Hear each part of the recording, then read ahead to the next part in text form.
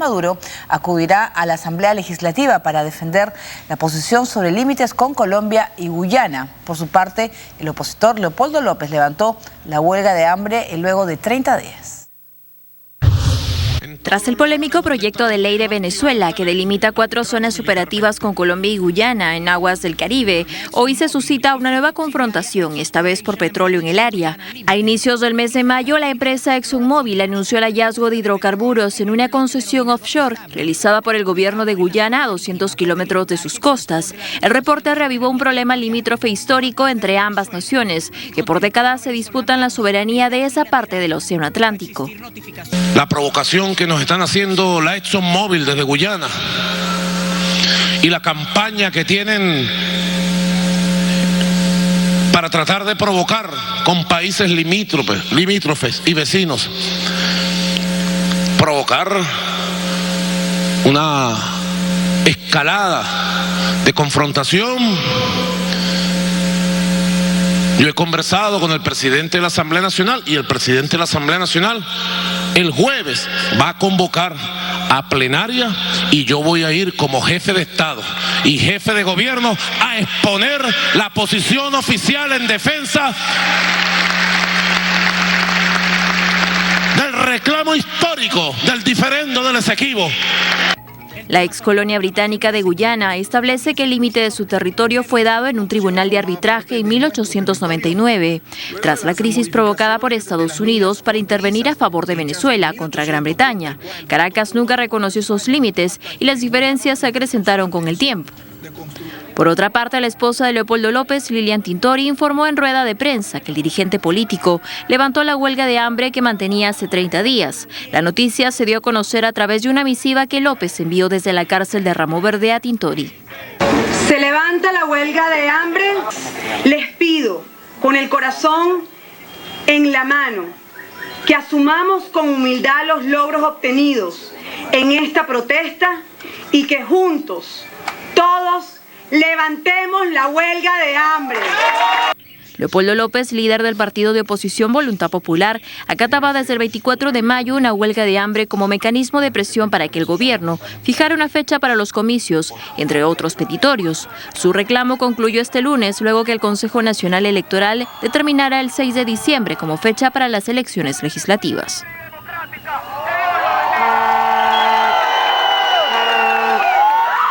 Muy bien, 30 días después había pasado pues Leopoldo López sin probar alimento y ya preocupaba su estado de salud a su familia y a sus seguidores. Dicen pues que más valioso es estando vivo que si perdía la vida, ¿no? Y bueno, ha cedido pues el gobierno, ¿no? ¿Se podría interpretar de esa manera? Honestamente yo creo que no, porque ni el gobierno ni el Consejo Nacional Electoral dijeron jamás que no iba a haber convocatoria de elecciones antes de fin de año. Lo cierto es que se demoraron en hacerlo, pero lo hicieron dentro de los plazos. Digamos, lo habitual es que la convocatoria se hace dentro del primer semestre, y el primer semestre todavía no acaba. Son 6 meses, ¿no es cierto? Como Perú, ¿no? Y claro, y debe ser en el último tercio del año, y va a ser en el último tercio del año. Entonces, hizo cuestión de Estado por la convocatoria de una elección, convocatoria que nunca había estado en discusión. Las otras 2 medidas que pedía, liberación de los llamados presos políticos, por un lado, y por otro lado, presencia de misiones independientes de observación electoral de carácter internacional, esos objetivos no los ha logrado, ¿no? Sigue preso y siguen presos los demás, digamos, políticos en huelga de hambre. Y la más legítima de sus reivindicaciones, probablemente, que era la de pedir una misión de observación internacional, no queda claro que la vaya a obtener porque el Consejo Nacional Electoral solo ha invitado digamos, la UNASUR, que en el pasado ha tenido una actitud muy complaciente, en mi opinión, con el gobierno venezolano en materia electoral, y una misión que no es formalmente de observación, sino de acompañamiento. No queda claro qué implica eso para el Consejo Nacional Electoral. Entonces, 2 de sus principales reivindicaciones no las obtuvo, y la que obtuvo no era algo que el gobierno negara. Y ahora, con este conflicto con Guyana, ¿qué busca Nicolás Maduro? Honestamente, habría que recordar que anuncia que va a acudir para hablar de este decreto que ha creado problemas tanto con Colombia como con Guyana, que va a acudir al Congreso a explicar el decreto en un evento proselitista, en un evento donde básicamente se lanzaba la campaña del Partido Socialista Unificado, el partido en el gobierno, para las elecciones a Congreso de fin de año. Y probablemente ese sea un indicio claro de qué es lo que busca. La economía le va a pasar factura al gobierno. Las encuestadoras más serias, en mi opinión, al menos como Data Análisis, le dan a la oposición una ventaja de hasta 15 puntos porcentuales en la elección a fin de año. Ser más, ¿no? Si va unida, la oposición probablemente gane. La economía no lo va a ayudar. Luego, entonces, ¿qué lo puede ayudar? Enfundarse en la bandera. Reivindicar una causa que en principio es una causa histórica de todos los venezolanos. Pero le interesa al venezolano común, o sea, va a pesar más el nacionalismo que no tener ciertos productos en la canasta básica, te pregunto. ¿Sí? El peso relativo, bueno, en todo caso no lo va a perjudicar, pero digamos, el hecho es que en los libros de historia escolares de Venezuela se presenta la situación, digamos, de delimitación territorial venezolana como la de un país que ha sido, digamos, ultrajado por sus vecinos, que se han quedado con parte del territorio que debió corresponder a Venezuela. No en el periodo chavista, esto viene de larga data. Los escolares venezolanos estudian en textos que indican que La Guajira debiera ser íntegramente territorio venezolano y no territorio fundamentalmente colombiano, como es hoy en día. Venezuela nunca aceptó el arbitraje que no solicitó Venezuela, sino Estados Unidos, de 1899 con Guyana. Entonces, son causas que Venezuela ha reivindicado durante décadas.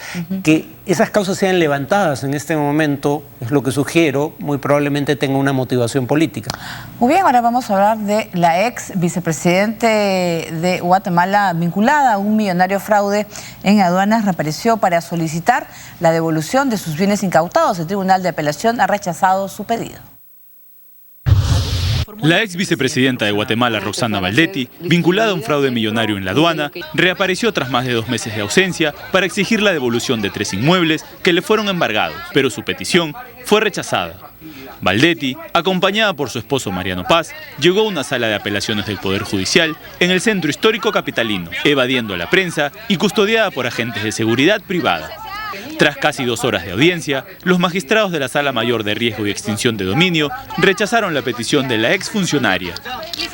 Baldetti no aparecía en público desde el 19 de abril, 3 días después de que la Fiscalía y una comisión de la ONU contra la impunidad revelaran la existencia de una red que cobraba sobornos en la aduana, dirigida por el entonces secretario privado de la vicepresidencia, Juan Carlos Monzón, actualmente prófugo. Supuestas menciones de Baldetti en escuchas telefónicas entre miembros de la banda y la presión de manifestaciones masivas provocaron su renuncia el pasado 8 de mayo con la intención de someterse a las investigaciones. En masivas protestas callejeras, los guatemaltecos han exigido también la renuncia del presidente Otto Pérez, quien ha insistido en que se mantendrá en el cargo hasta el 14 de enero de 2016, cuando termina su periodo constitucional. Muy bien, pues los actos de corrupción y las denuncias que hay no solamente pues afectan a todo el entorno del presidente, que hasta el momento se mantiene firme, ¿no? Sí, es una entidad en Guatemala que sería el equivalente a la autoridad fiscal, o sea, la SUNAT y la autoridad de aduanas simultáneamente.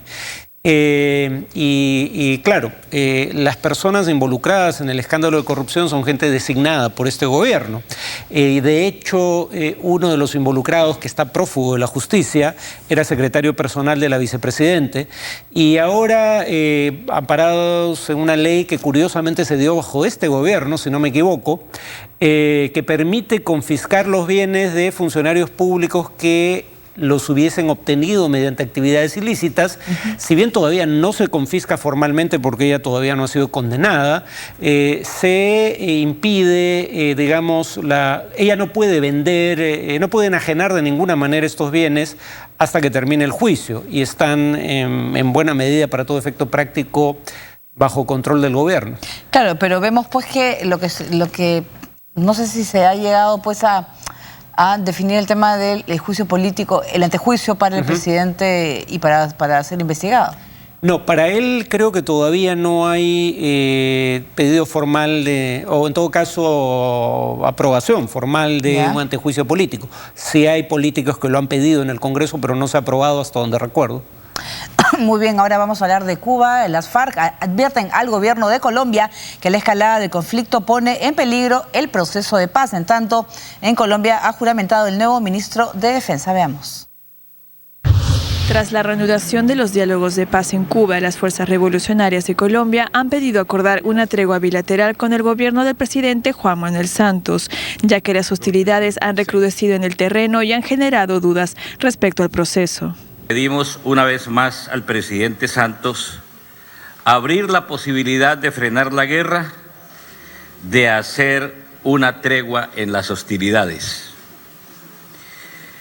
Este proceso de paz, que ha avanzado como ningún otro en Colombia y que hoy discute temas decisivos, complejos, ligados a aspectos nodales del conflicto, no debiera tener como escenario de fondo la confrontación armada ni la muerte triste de muchachos uniformados de soldados, policías o guerrilleros, todos ellos provenientes de sectores populares.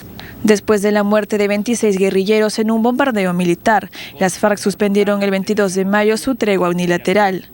Tenemos que mirar hacia el futuro, pero seguir con los pies en la tierra, seguir combatiendo en esta guerra hasta lograr los objetivos que nos hemos propuesto, y ahí hay que hacer una especie de trabajo paralelo.